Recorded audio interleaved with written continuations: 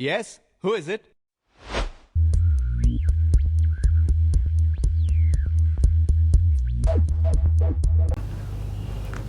Hello everyone. तो आज हम स्टडी करने वाले हैं रेशियो एनालिसिस का दूसरे टाइप का रेशियो जो कि है सॉल्वेंसी रेशियो। मैंने पहली वीडियो बनाई थी जिसमें लिक्विडिटी रेशियो है आपका, और ये दूसरी वीडियो है आपकी सॉल्वेंसी रेशियोज़ की।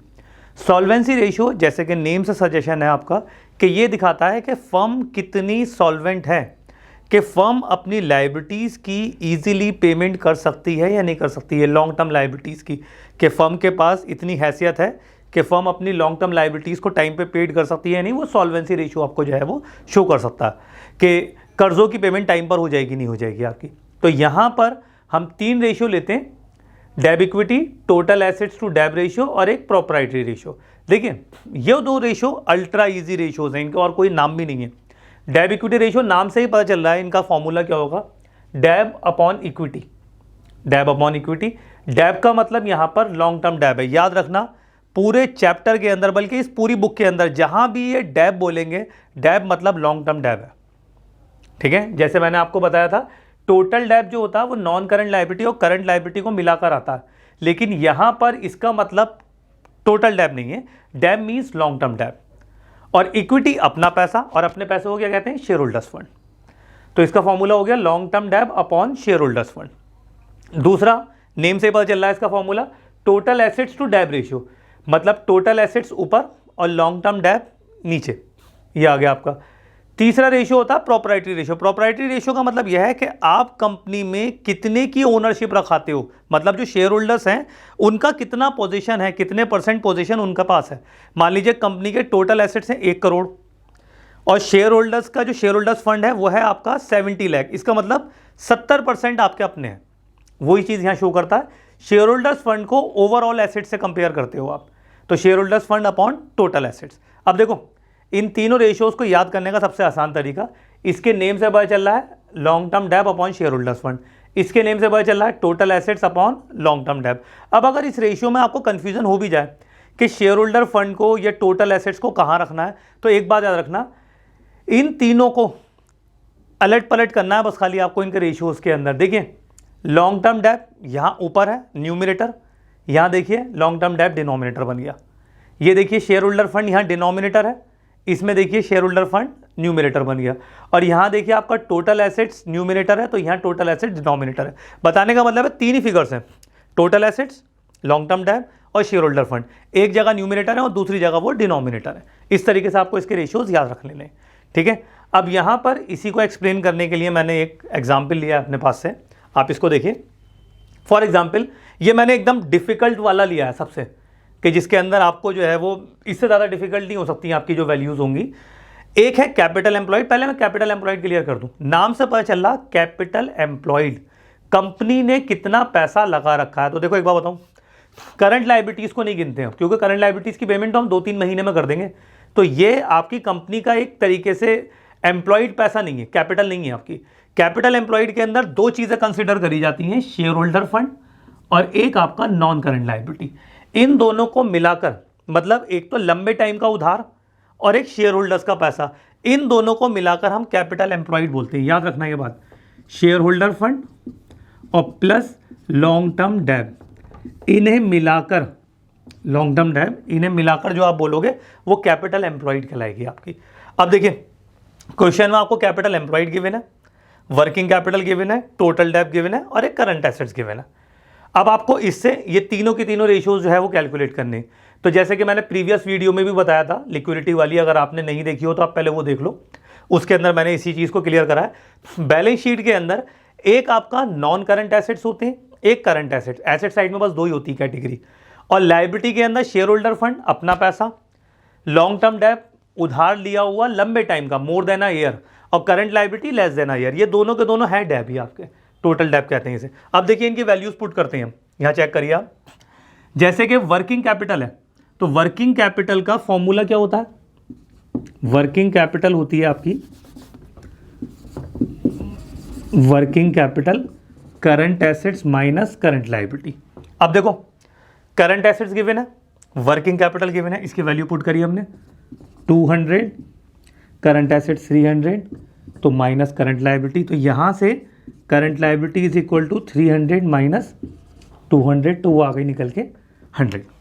एक वैल्यू आ गई, करंट लायबिलिटी की वैल्यू कैलकुलेट कर ली हमने। दूसरी चीज़, अब यहाँ से देखिए आप, इसके अंदर टोटल डेब्ट, टोटल डेब्ट किन दो चीज़ों को मिलाकर बना है, लॉन्ग टर्म डेब्ट और करंट लायबिलिटी। तो आपने टोटल डेब्ट is equal to long term डेब्ट प्लस करंट लायबिलिटी। तो लॉन्ग टर्म डेब्ट आपको दे रखा है 300, लॉन्ग टर्म डेब्ट हमारे पास है नहीं, और करंट लायबिलिटी कितनी है 100। अब ये निकल कर आ गया आपका लॉन्ग टर्म डेब्ट इज इक्वल टू, ये इधर आ जाएगा 100, तो 300 माइनस 100, तो ये आया निकल कर 200। एक फिगर ये आ गई। अब बचा शेयर होल्डर्स फंड। तो अभी मैंने आपको बताया शेयर होल्डर फंड और टोटल डेब्ट मिलाकर क्या बन जाता है, कैपिटल एम्प्लॉयड। तो आपने इसके फॉर्मूले में रखा कि capital employed is equal to shareholder fund और प्लस लॉन्ग टर्म डेब्ट।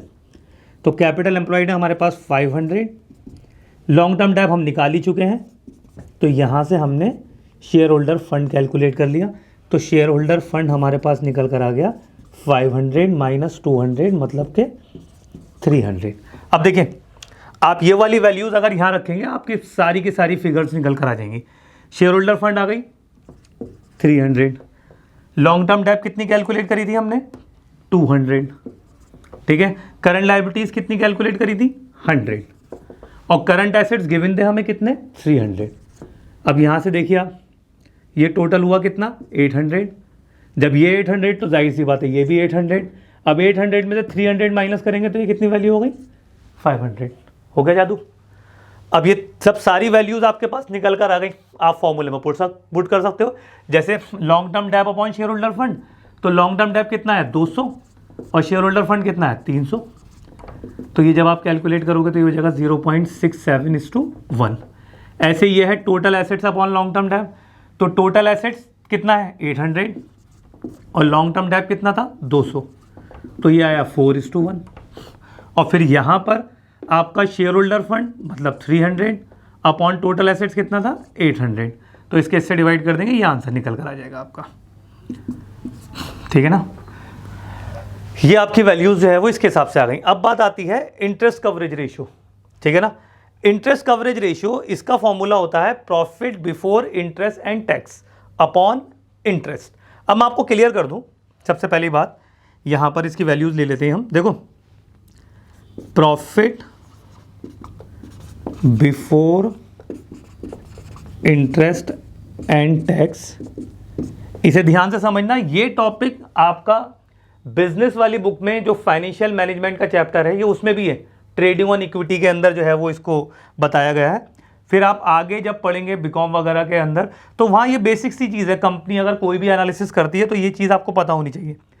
प्रॉफिट में से सबसे पहले लेस करते हैं हम इंटरेस्ट, डिबेंचर्स वगैरह पे जो इंटरेस्ट है वो लेस करेंगे, जो बचा वो कहलाएगा प्रॉफिट बिफोर टैक्स। इसमें से लेस करेंगे हम टैक्स, तो ये जो बच जाता है आपका इसे कहते हैं हम प्रॉफिट आफ्टर टैक्स। ये वैल्यू आ गई आपकी। अब फॉर एग्जांपल अपने पास से एक क्वेश्चन बना लेते हैं, लाइक आपको जो है वो वैल्यूज गिवन है प्रॉफिट आफ्टर टैक्स, वो गिवन है मान लीजिए 1,20,000 रुपये, और आपका 10% डिबेंचर्स दे रखे हैं आपको, डिबेंचर्स ऑफ ₹2 लाख, और एक टैक्स रेट दे रखा है आपको 50%। ये इन्फॉर्मेशन गिवन है आपको, और क्वेश्चन ने आपसे ये वाली बात कही है कि आपको इंटरेस्ट कवरेज रेशियो कैलकुलेट करना। अब देखिए सीधी सीधी बात, सबसे पहली बात प्रॉफिट आफ्टर टैक्स दे रखा है, तो आफ्टर टैक्स की वैल्यू ये आ गई 1,20,000, ये वैल्यू आ गई। अब हमें टैक्स रेट भी गिवन है कितना है 50%, तो इससे हम प्रॉफिट बिफोर टैक्स की वैल्यू निकाल लेंगे। भाई जब प्रॉफिट आफ्टर टैक्स 1,20,000 है, 50% टैक्स कटा, तो 50% किसी भी वैल्यू में से कम करोगे तो ऑब्वियस सी बात है 50% ही बचेगी वैल्यू आपकी, ठीक है। तो आपके टैक्स की वैल्यू भी 1,20,000 हो गई, तो ऊपर ओरिजिनल वैल्यू कितनी हो गई 240। अगर आप इसी को फॉर्मूला बना के करना चाहें तो वो ऐसे हो जाएगी कि profit before tax is equal to जो प्रॉफिट आफ्टर टैक्स आया था उसको into 100 upon 100 minus tax rate, TR मतलब टैक्स रेट। तो इसके हिसाब से आपने कैलकुलेट करा तो 1,20,000 इंटू 100 अपॉन 100 माइनस 50 है ना टैक्स रेट, तो वो 50 बचा। इसकी वैल्यू आप कैलकुलेट करोगे, ये हो जाएगा 2,40,000। ठीक है, तो ये वैल्यू ऐसे आ गई 2,40,000। अब इसमें उल्टा जा रहे हैं, तो उल्टा जा रहे हैं रिवर्स ऑर्डर में, तो इंटरेस्ट भी प्लस हो जाएगा। इंटरेस्ट कितना है, 2 लाख का 10%, तो वो हो गया कितना आपका 20,000। वापस प्लस कर देंगे, कितनी हो जाएगी वैल्यू 2,40,000। इसी को यहाँ पर लिख लिया आपने। अगर आप फॉर्मूला बना के करना चाह रहे हो तो PBIT is equal to profit before tax plus interest.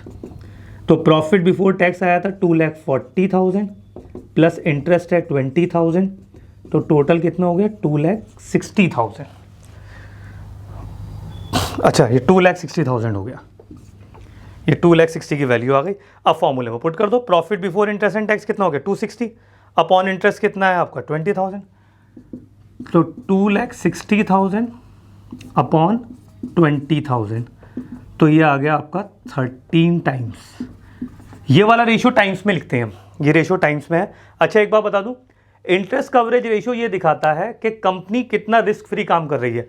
अगर इंटरेस्ट कवरेज रेशियो 6-7 टाइम्स से ऊपर है तो इसका मतलब कंपनी रिस्क फ्री काम कर रही है, आराम से पेमेंट कर सकती है। यहाँ तो फिर भी 13 टाइम्स है, तो रिस्क फ्री काम कर रही है।